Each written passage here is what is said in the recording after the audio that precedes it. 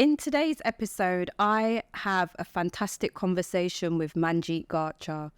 Why I love this conversation was the honesty and the insights that Manjeet shared with us. Manjeet was previously a chief nurse of a CCG, so Clinical Commissioning Group in the NHS, and was one of very few ethnically diverse chief nurses at the time working in a commissioning organisation. She shares her story and her journey, starting off as, staff nurse training, working her way through a variety of roles in nursing.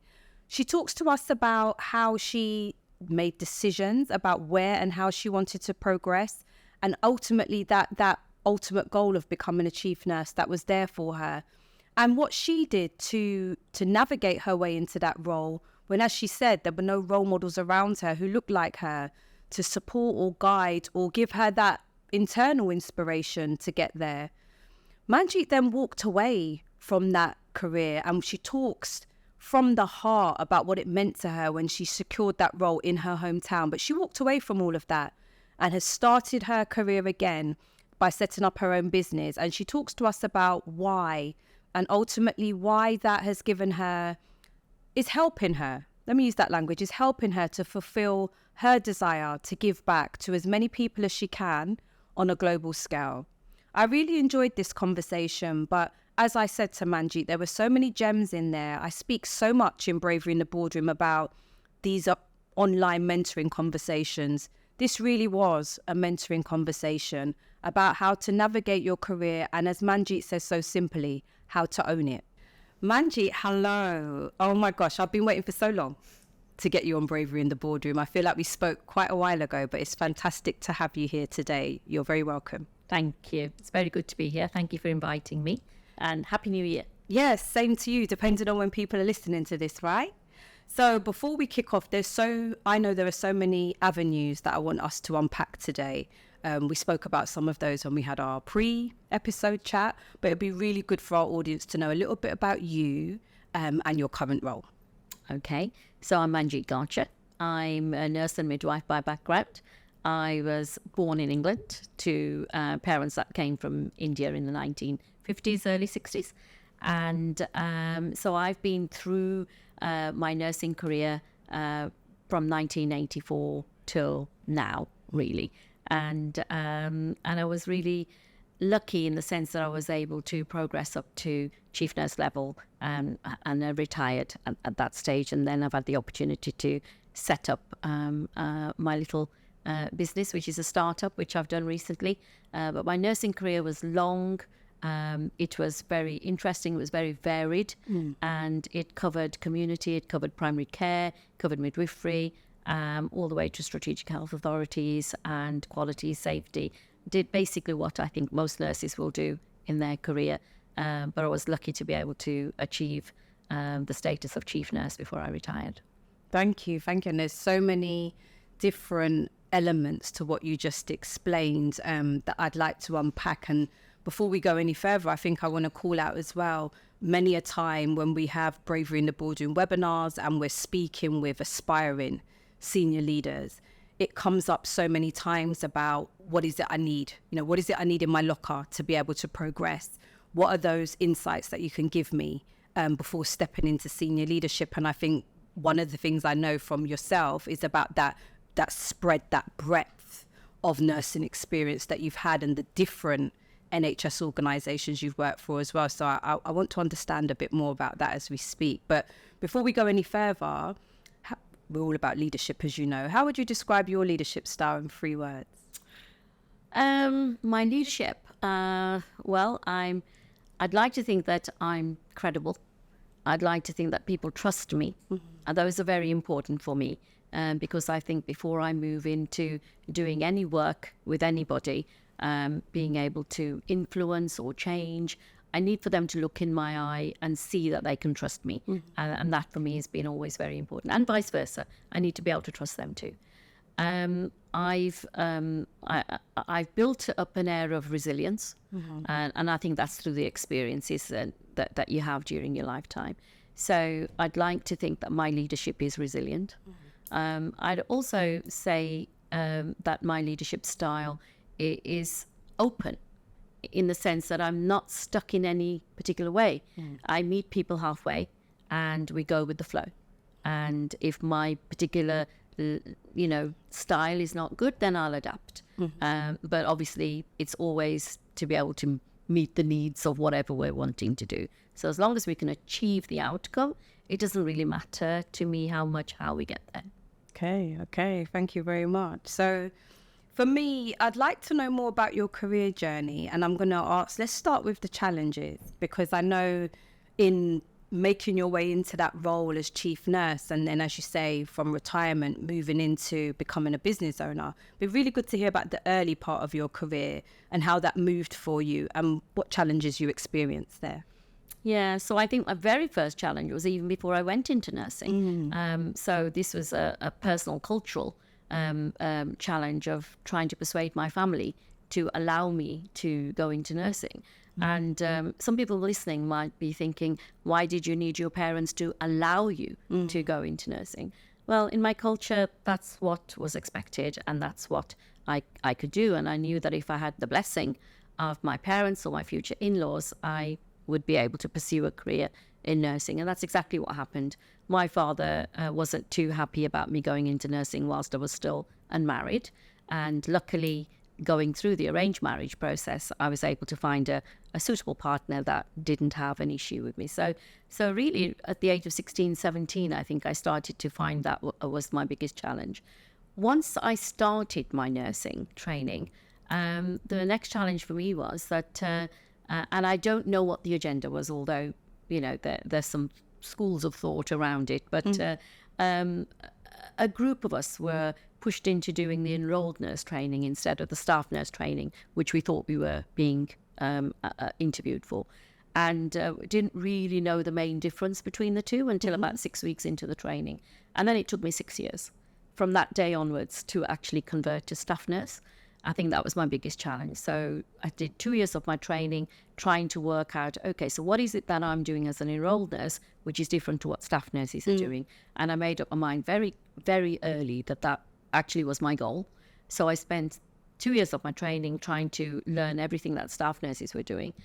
And then once I'd qualified, I spent the next 4 years waiting to get on to do my conversion. So before I qualified as a staff nurse, I'd already had 6 years of challenges to be able to do that. Once I became a staff nurse, and that wasn't an easy journey, it was waiting, frustrating, and changing my trust, the actual organisation that I worked for, in order to go to another organisation where their waiting list was shorter. So once I qualified as a staff nurse, then the door started to open, because then I quickly was able to do my midwifery and I was able to progress, and there were much, much more opportunities then. You could work in the community, you could work in local authority, primary care, but you needed that staff nurse title. So I felt more doors opened as far as my ability to be able to do the job. But all of a sudden then, the challenges came around competition. Who was I competing with? And then it became more clear as to the extra hoops that you have to jump and the extra bits of everything that you have to learn, which is outside of that job role, but you feel that you need to do that in order to just get more brownie points, I think.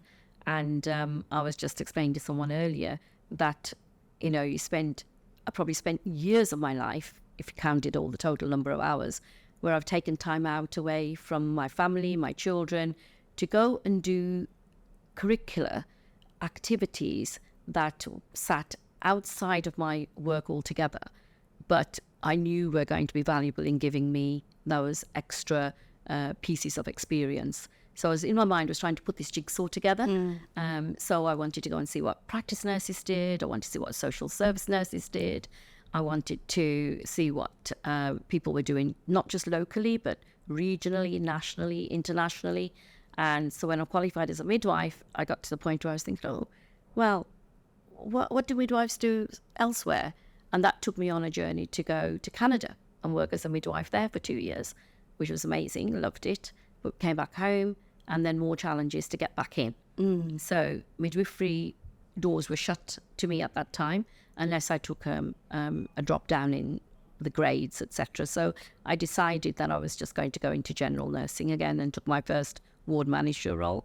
Again, not just challenges of the role itself. Ward management is, especially when you're positioned in a ward that is failing. So you've got the challenges of staffing, you've got quality metrics, etc. But again, if you're the ward manager of, say, an elderly care ward, then, when it comes to other ward managers that might be running A&E or cardiac, etc., you're further down in pecking order, really, aren't you? And so therefore your needs and your ward's needs and your staff needs are not deemed that important. But that was the first time in my career, I think, I met a chief exec that really listened. And he was the one that said to me, so you need staff in order to be able to improve quality of care on your ward, improve outcomes for your patients, and make it a better environment. So what do you want to do? And so he said, go away, look into it, and then come back to me for a solution. I was quite taken back because I'd never had that in all these years. Nobody had ever said to me, so what is it that you think will work? And so I went away, I looked into it, and I went back to him with a couple of options, and he supported my suggestion to go overseas to recruit nurses. That was my first experience in 1999. And so we went out with the Department of Health to recruit nurses from India. And it was an experience that I learned from very quickly. It wasn't a good as an experience as I thought it was going to be. Only in the sense that we didn't recruit as many nurses as we thought we would, but then that was because of how we were prepared to undergo the process as well. So I came back, and again I wrote to the Department of Health with some ideas as to how that process could be improved. I think in hindsight I could have just taken it and come back and said, oh, well, that was a waste of time, or wasn't, or whatever. But I thought it was my responsibility to bring that to their attention, and that led me to then being offered the role. They advertised, I interviewed, and I got the role as head of international recruitment for India project. And that was a national role, which I did for 5 years. And I think we recruited many thousands of nurses, maybe about 8,000 or 9,000 nurses. But the process itself, I learned a lot from it. I matured a lot from it. And it's made the passion of nursing and nurses even stronger, because, for a while I'd been so involved in myself as to how I was going to progress. I suppose I hadn't thought too much about the nursing side of me. And then all of a sudden, when these nurses started to arrive from overseas, not just India, but Philippines and other countries, started to look at what they were going through.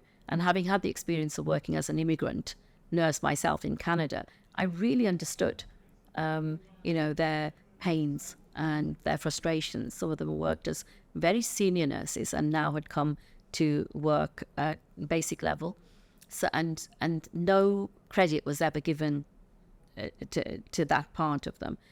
So that 5-year journey of looking after international nurses and the efforts and the work that we put in then, I think I can say that I still reap the rewards, because those contacts I made then, those relationships that I formed then, they're still my good friends now, and that I keep in touch with them. I've still got my phone number, same number that I had 20 odd years ago. And it's so nice when out of the blue, a nurse will call me and say, I just wanted to share this good news with you, or I'm going for a really big job interview. Please, can you help?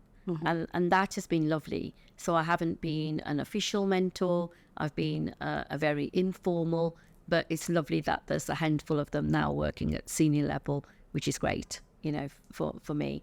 So challenges along the way, there have been many, including health, and as I've shared with you before, so I'm coming up to 11 years breast cancer survivor, and that in itself has got cultural challenges, it's got health challenges, and it challenged me at work, because I thought that I shouldn't and couldn't have all that time off for myself to go through the treatment. I thought my job was at risk. I thought nobody was going to look after my portfolio and that I wouldn't really have a job to go back to. So I pushed myself to work whilst I was having the treatment. And that really didn't do me any favours. And what role was you in, Manjeet, at that time? Chief nurse at the CCG.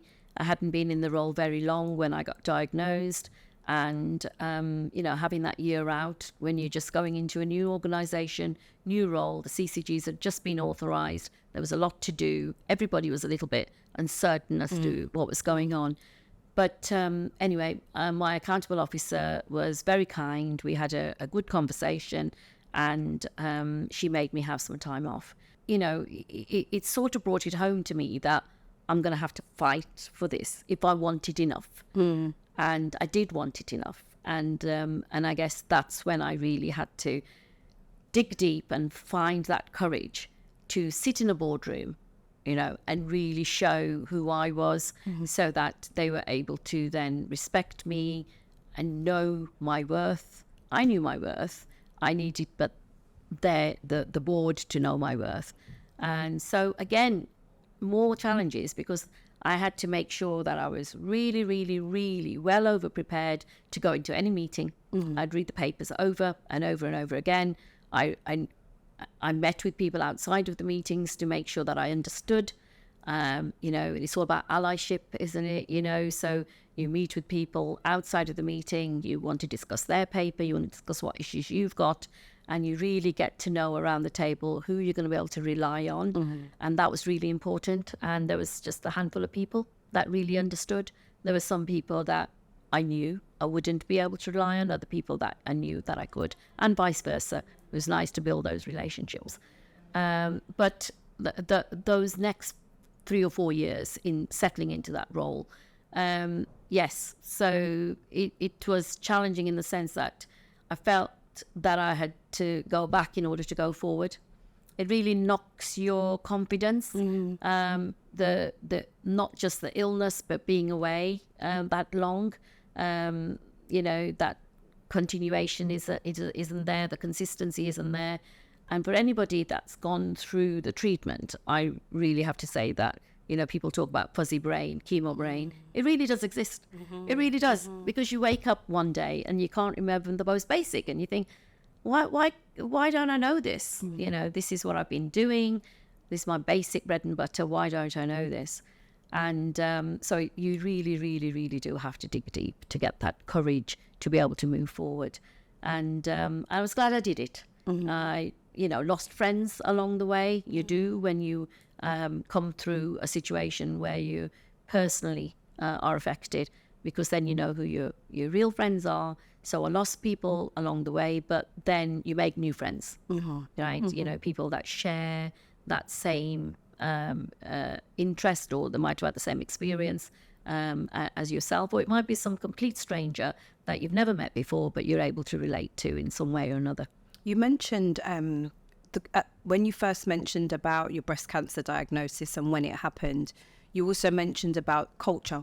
So in your culture, tell me a little bit more about that and why that was an added challenge for you about being diagnosed with cancer and your culture. So cancer in the Punjabi culture is still very taboo. The C word, as they call it. There's a lot of work being done now to be able to help and support BAME, people with a diagnosis. And there's lots more now than there was available at that time. But culturally and my family, we'd had an experience of a young cousin of mine being diagnosed with a very rare form of cancer. And when the family went public with that, well, their life changed because it's cultural that everybody just transcends on the family then. You don't have any private time left. And everybody means well. But it's very draining. It's very, very draining. So when I had my diagnosis, I had to make a decision. Do I share? And then I have no control as to who it goes out to. Or do I keep it controlled as much as possible? I chose to keep it controlled. So the only people that I chose to tell was obviously my husband, my children, and 2 or 3 really close relatives and friends. To this day, my mother is 98 years of age, doesn't know Wow. my diagnosis at Wow. the time. And I think if I went and told her now, she wouldn't believe me, Yeah. you know? Yeah. But there was no reason for her to know.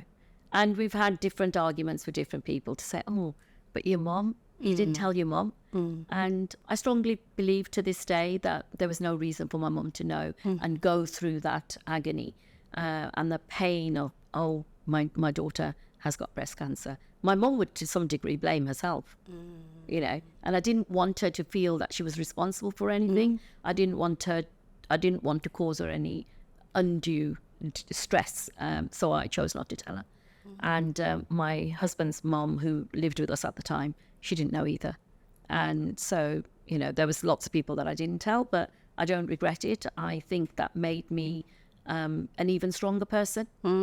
It made me find those deep coping strategies that I didn't realize I had, because I couldn't be open with my illness in my house. Yeah. You know, it's very difficult to have chemotherapy and then have a week of nausea and vomiting, but then confine yourself to your bedroom.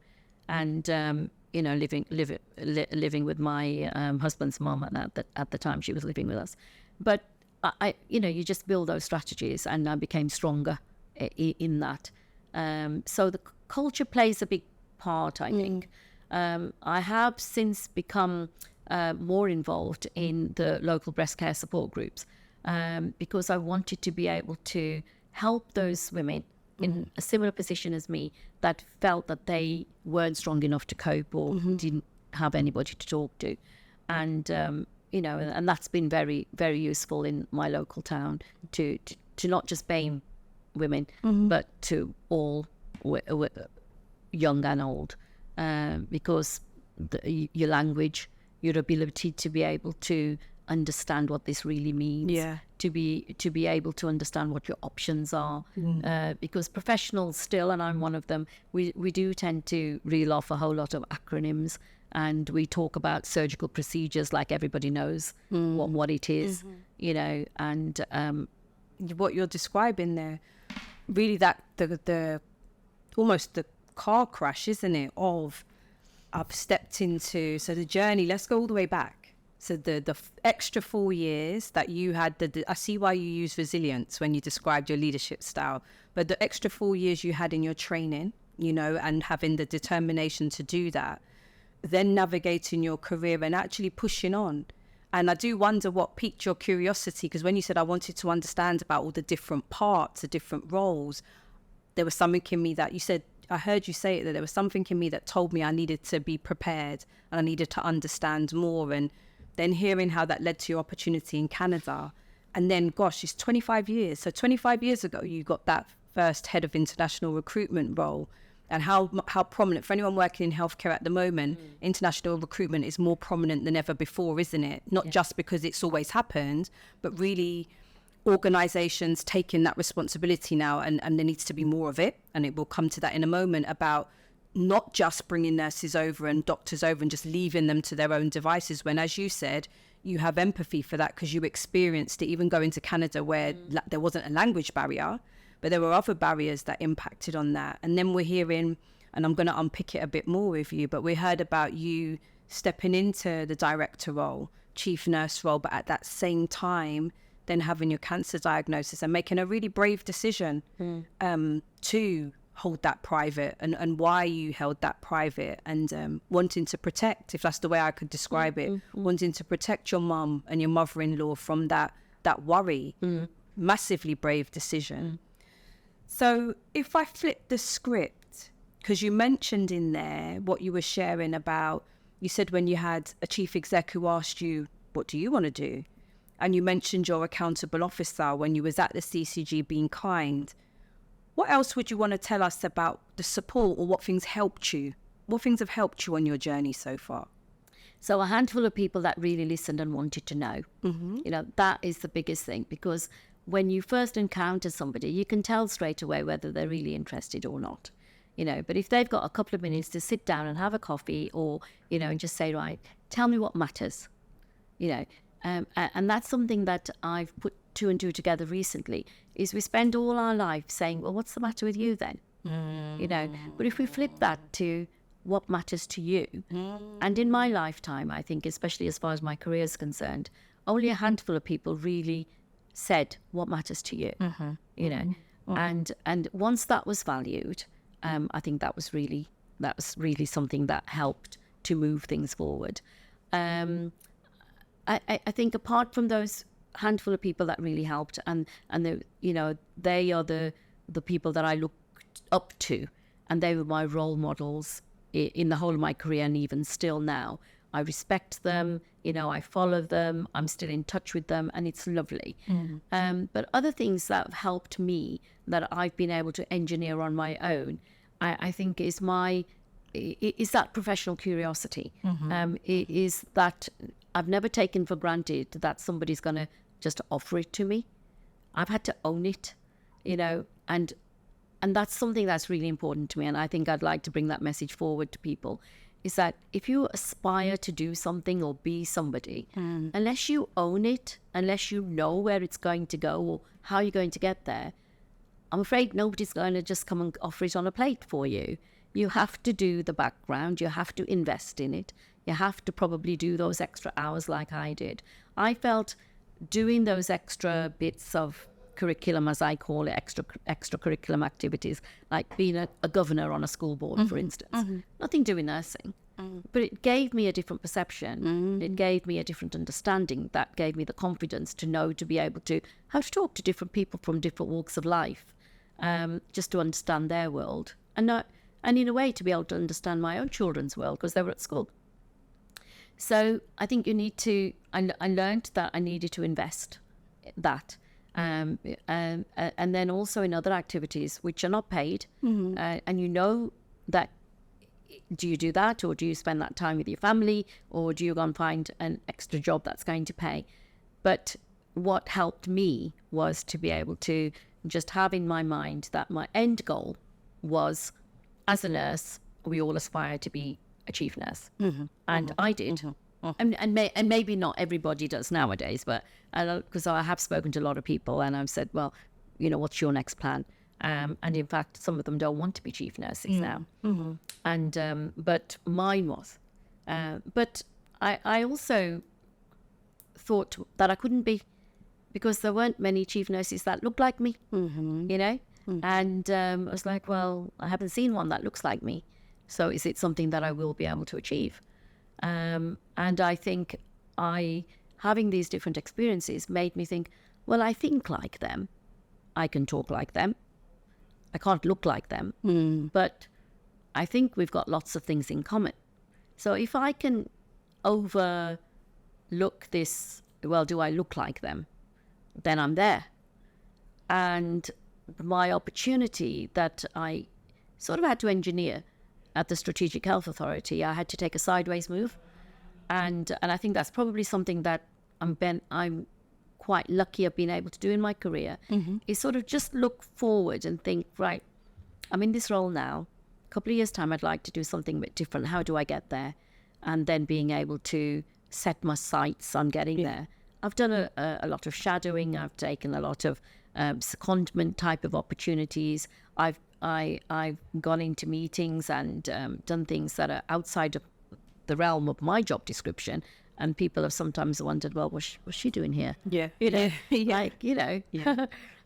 But you know, I've had to do that with consent, obviously, and that put me in a position where I think you know, it's like you're building that tool bag. And that's exactly what it gave me. It gave me all these different tools in my tool bag to be able to sell myself going forward. And then when I took the sideways move at the Strategic Health Authority as head of patient safety and quality for the Midlands and East, 44 organisations, that really opened up the idea again that, gosh, I could be chief nurse, because I was working with chief nurses all the time. Really interesting what you said there about I was lucky enough to take sideways moves. And I want to call that out, because so many people will think, well, I don't want to take a sideways move. I know where, like you said, there's so many gems you just shared there. There's so many gems. But that thing, what you were saying there about you looking ahead, you know, thinking in your career planning and progression, where do I want to be in the next 2 years? Do I want to be here? And I absolutely would disagree with you 100%. It's not luck, it's planning. You planned and you had the foresight to say, well, I'm going to take a sideways move because. And I just think there's so much in here when people say that I want a mentor. You know, there aren't enough mentors to go around. Like what you were just saying, Manjeet, there aren't mentors who look like me in the roles that I want to get to. I want to get to the boardroom. I want to be an executive, and I don't see anyone who looks like me. Or the people who do, they've already got 10 mentees. They can't. Please listen to this conversation. This is live mentorship, because what you just said there is, I did shadowing. Yeah, I took a secondment. I took a sideways move. I spoke to people outside of the meeting. I got into meetings where I could speak. I asked to go there. I knew that was going to help me. And you said, own it. So if people think, keep it simple, what you said there in everything you said, own it. Own your career, own your progression, own your journey. That's what I heard from you loud and clear, because then you navigate what you want. You know what you're asking for. You know what you're looking for. You know where you're trying to get to. And I think quite often when people want to have that conversation or are seeking support, not everyone has done a bit of that thinking first. And if you can do that thinking first, the time that you then have with someone like yourself, you can use it so much better. But what you are sharing here, my goodness me, will help so many people who are at that, you know, how do I? It's that question, isn't it? We always get, but how do I? You've just explained it. And another bit of gold that you shared there, that one word to change the question, what's the matter with you? What matters to you? Wow. Like that just tells you, so that's such a different approach. So people were saying, you know, how do I really understand where my people, you know, I've got a team, I'm working with this, how do I understand where they're at? How do I get them on board with this? Just changing that to what matters to you will tell them something so different. And and that's what you explained there, isn't it? When you were asked that question, when you've been asked that question, what it meant, but such powerful practical advice there, what matters to you. Yes. Well, one of the, when you're appraising or when you're having a meeting, or whether it's work or performance related, or even if it's a conversation at home that you're having with somebody, when you say, well, what's the matter with you? What you get out of people is their frustration or the negativity. 100%. She said this, he said that, I can't do this, I can't do that. Yeah. And it's probably things that you don't have any control over. Yeah. You can't change them. They've happened. Yeah. Right? But when you change that script to, well, what matters to you? Yes. It stops them in their tracks, because you've not asked them about what's happened. You ask them going forward, what's important. Yeah. And that's really helped the people that I talk to, because they come out then with thinking, geez, I've got a clear plan now, right? The past is the past. I'm going to draw a line underneath it. This is how I'm going to move forward. And I've got a plan, and these are the things that matter to me. And then hopefully you've been able to work together to get to that stage. And that's really useful, because when they talk about what matters to them, that's when you can bring in the conversation about, well, then what are you going to do about that then? Are you going to own it? Are you going to go out and, you know, I can do X, Y, and Z, but then you need to do the rest. Yeah. And I think if we'd had more of that, if I'd had more of that, you know, maybe my, you know, the journey to get to where I wanted to might have been smoother, might have been shorter. Yeah. You know, I feel very, you know, lucky that I had those years of the foundations as well. So whilst I was an enrolled nurse, whilst they probably were the most challenging 4 years of my nursing career, because I wasn't happy in doing what I was doing, I needed an end goal, I needed to be a staff nurse. But as far as setting the foundations were concerned, that's where I learned it all. That's when I learned it all. I learned not only how to give good, excellent patient care, because I was right with them as being a bedside nurse, I also learned actually the difference between what the bedside nurses do versus what the ward management side do. I learned that, you know, and then I could pick and choose and role model as to who I wanted to be like, you know, so it did help.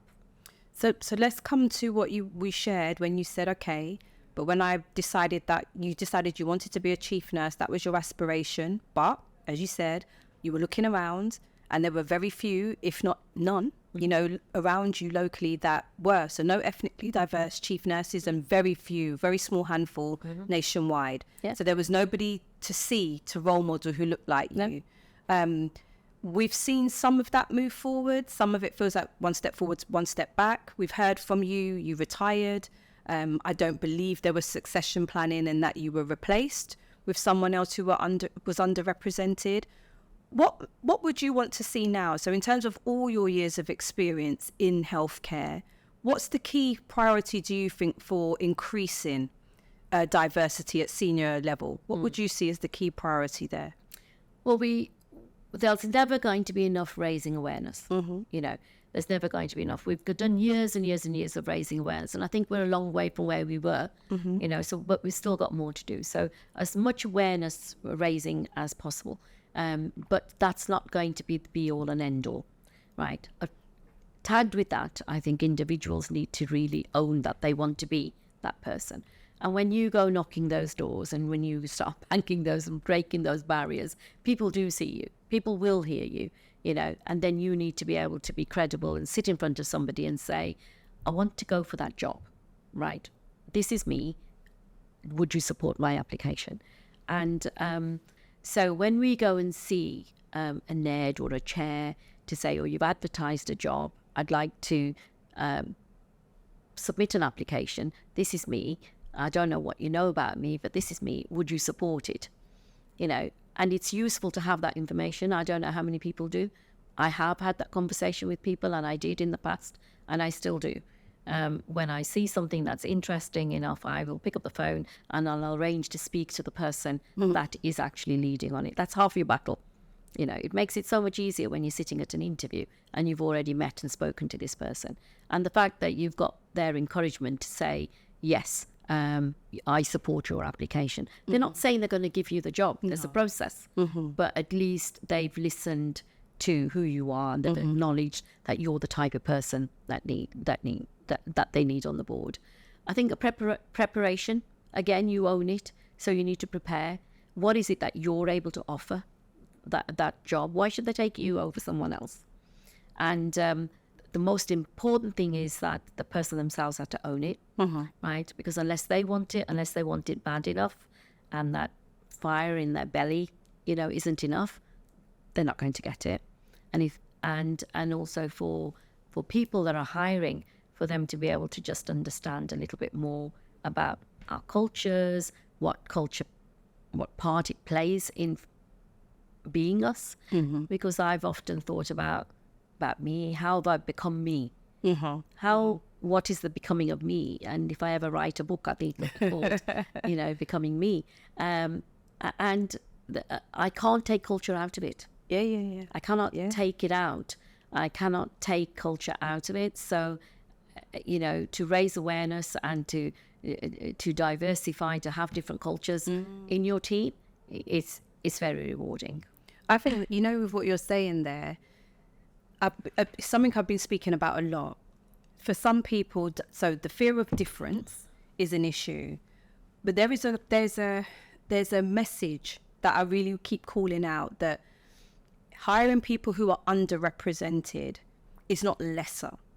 People who are underrepresented, why do we have talent development programs or leadership development programs for people who are underrepresented? It's not because they're lesser than. So it's not that. So some people have a rhetoric almost, or a story that or a perception, let me use that language. You have a perception that if we are more diverse, it's going to be lesser than, standards are going to drop. No, it isn't. There's two things here. One is that it's imperative that organizations represent the communities that they serve, imperative, and the staff they serve.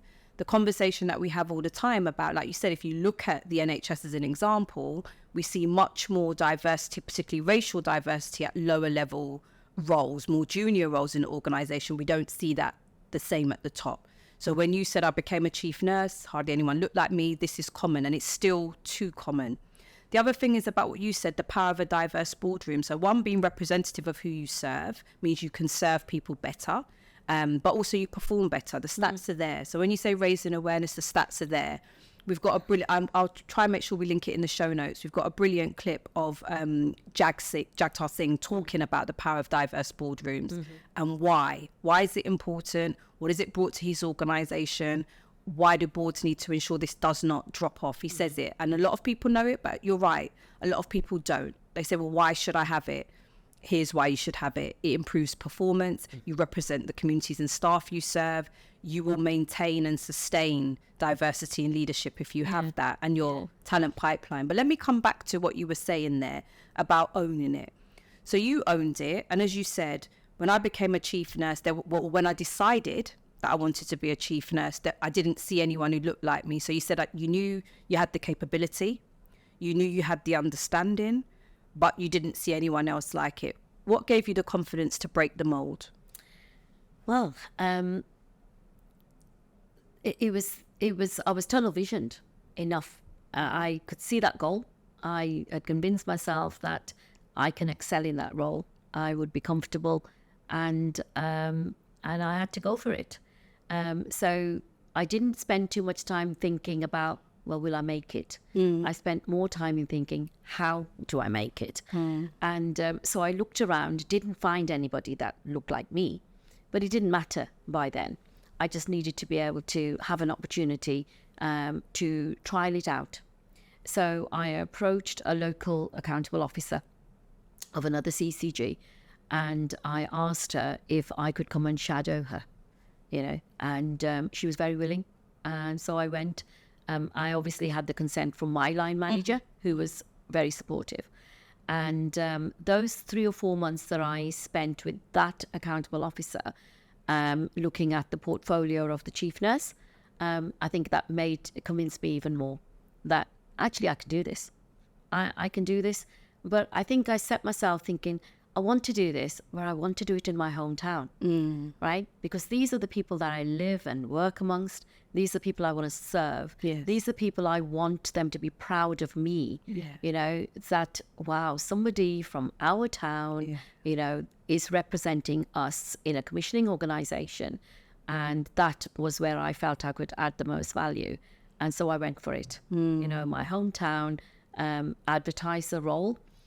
And I don't want this to sound arrogant, but when I went into my interview, I was already convinced that the job was mine. Backed yourself. Yeah. Yeah. I had prepared for it. Yes. I knew what my town wanted. Yes. I knew what I could offer. Yes. Right. And I thought, this job is mine. Yes. And if I don't get it, then I've done something wrong. I've done something wrong. I was absolutely blown over.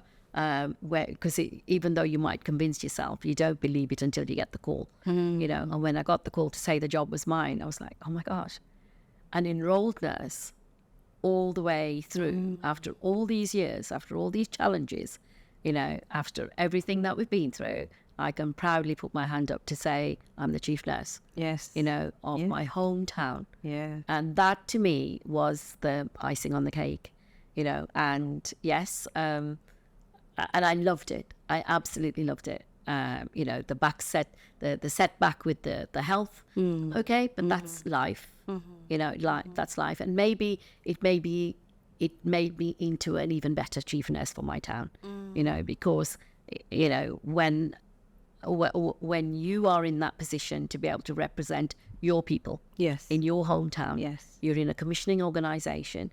You're passionate about what you're doing. You're able to influence that change. You're able to design and deliver those services that your community needs. Well, that's what it's all about. That's what it's all about. That's what a commissioning chief nurse does, making sure that you are commissioning services for the people of your area that you serve within the envelope that you've got. And making those deliveries come to fruition is then the challenge of working with your provider organisations to know that they share the same passion as you in delivering that. So, I think going back, I wouldn't change anything. I wouldn't want to be a provider chief nurse over commissioner. I love being a commissioning chief nurse. I still love the whole thing about commissioning. I love. That's where I think that being able to add the most value. So, hearing that and hearing you speak so passionately about that, and I see joy in your face when you speak about when you got your role. It's just wonderful to relive that with you. But you gave it all up. You made a decision to retire, and you've started a new business venture. So tell me why, and tell me what you're doing now. Okay. So I think in the whole career of nursing, I've always moved on quickly. And getting to the chief nurse level was great, but I knew I'd get itchy feet, right? But I think having the health issue was also something that not only made me realize what it helps you to put things into perspective, you know. So for 40 odd years, all I had concentrated on was my career, you know. And I was very lucky. I had a very, very supportive husband and family to provide childcare when I wasn't there and support me through numerous education. I mean, I did both of them. You know, I did my degree after I got married. I did all my nursing education after I got married. So, you know, I have to give credit where it's due. So without the support of my husband and family, I probably wouldn't be sat here today. So I think it helped me to put things into perception, and I realized that I needed to perhaps do something a little bit different, which gave me the freedom to be able to work when I want, do what I want, and give something back to my family, you know. So my husband and I had a discussion about retirement, and he's like, well, I'm ready when you are, you know. And I thought, well, that sounds like a good offer. I was lucky enough to have special officer status. I think that had a big part to play. Because obviously, you know, your pension and all that comes into play. So I had special officer status, and I put things in my life into some kind of order of priority, and I decided that it was the right time to be able to take my retirement. At that time, I wasn't sure whether I was going to set up in business. I thought, I knew that if I did, it would always be international recruitment, because that was where I had my passion for 20 odd years, and it still continued. And that's where I felt I was giving back. And in Punjabi, we have this word called seva, and seva means giving back, service. And that's where I felt I was being able to offer something back to the people that really needed me, both sides, not just recruiters, but recruitees as well. And after a short time of retirement, we took some time out to travel, etc. And then I thought, okay, right, so I'm a little bit bored now. You know, coming from full-time work for nearly 40 years, right, to never having time off, apart from the year that I had off when I was ill, to, you know, and that goes back to even school days. I was the one person that went up every term to get their accommodation because I was 100% attendance. So attendance to me has been part of my being, you know, so, you know, never take sick time off. So being full-time work for all these years, and then suddenly sitting, you know, thinking, oh, what do I do now? And still feeling that I need to give something back. And that was then made me take the next step.